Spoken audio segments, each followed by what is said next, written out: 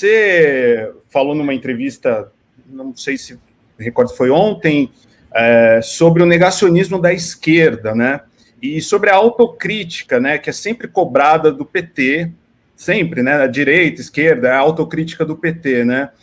O que você quis dizer com isso? Você acha que só o PT precisa de uma autocrítica mesmo? Precisa dessa autocrítica? É necessário a gente cobrar deles? E o que é esse negacionismo da esquerda que você falou?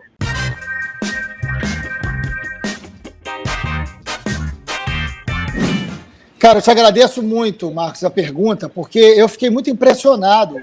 Eu recebi hoje mensagem de tudo quanto é lugar e as pessoas não sabendo do que se tratava. Por quê? Isso foi postado no 247, que eu adoro, dou sempre entrevista. Só que a minha entrevista não foi para o 247. A minha entrevista, eu não dei entrevista para o 247. A minha entrevista foi para o TV Democracia, que o 247 pegou a frase e botou numa matéria do negacionismo. E ninguém sabia do que eu estava dizendo. E aí saíram interpretando. Por exemplo, eu em nenhum momento falei em autocrítica, não se tratava de autocrítica. É muito bom poder esclarecer isso aqui agora, né? Primeiro, o que eu estou chamando de... Aliás, a minha fala era uma fase em defesa do PT. E vários petistas me ligaram hoje enfurecidos, só que não leram a matéria. Eu falei, gente, vamos deixar essa prática para os bolsonaristas, né? De não ler e sair criticando o que não leu. Não vamos fazer a mesma coisa, porque é tão feio, é tão desnecessário. Né? Vamos ter um pouco mais de cuidado entre companheiros. A vida já está tão dura, né?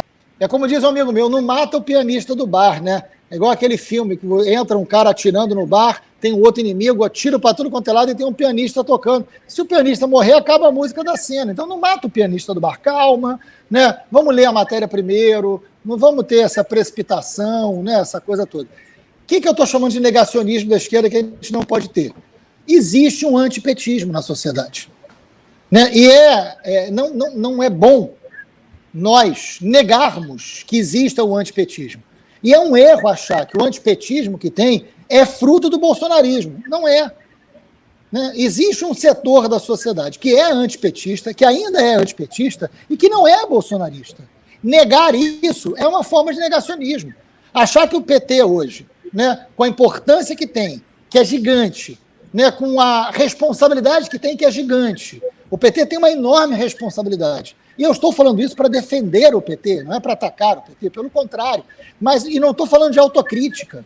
Eu estou falando o seguinte, nós precisamos reconhecer que existe um antipetismo que não é só bolsonarista, que estará em jogo na próxima eleição e que nós vamos precisar superá-lo. E nós só vamos superar se tiver uma aliança ampla, capacidade de diálogo, programa. Ou seja, eu estou falando em defesa, não estou falando de autocrítica. O que eu estou falando é o seguinte, é fundamental que a gente entenda o limite do cenário eleitoral. É claro, o Lula recupera seus direitos políticos, está disputando, segundo as pesquisas, está passando o Bolsonaro. Isso tudo são notícias boas. Falta 1 ano e meio para a eleição. E a gente não pode perder essa eleição novamente para Bolsonaro. Então, entender este antipetismo, que não é só bolsonarista, é um passo importante para ganharmos a eleição. Porque ele existe.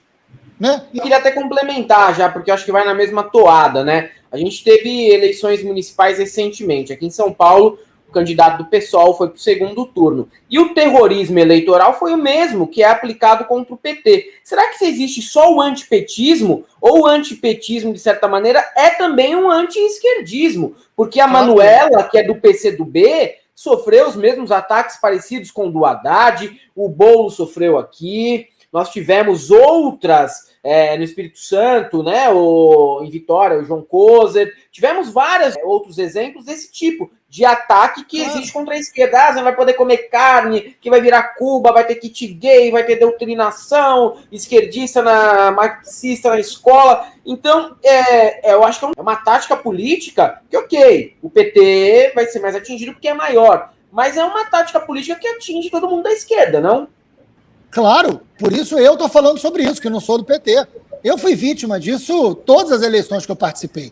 O antipetismo é o anti-esquerda, exatamente, está coberto, concordo plenamente. Por isso que a responsabilidade de enfrentar o antipetismo é de todos nós, porque é o anti-esquerda. Eu não fui candidato a prefeito, fizeram um panfleto meu do lado do Eduardo, falando de liberação em droga nas escolas. O Crivella fez isso, esse panfleto apareceu, circulou aí.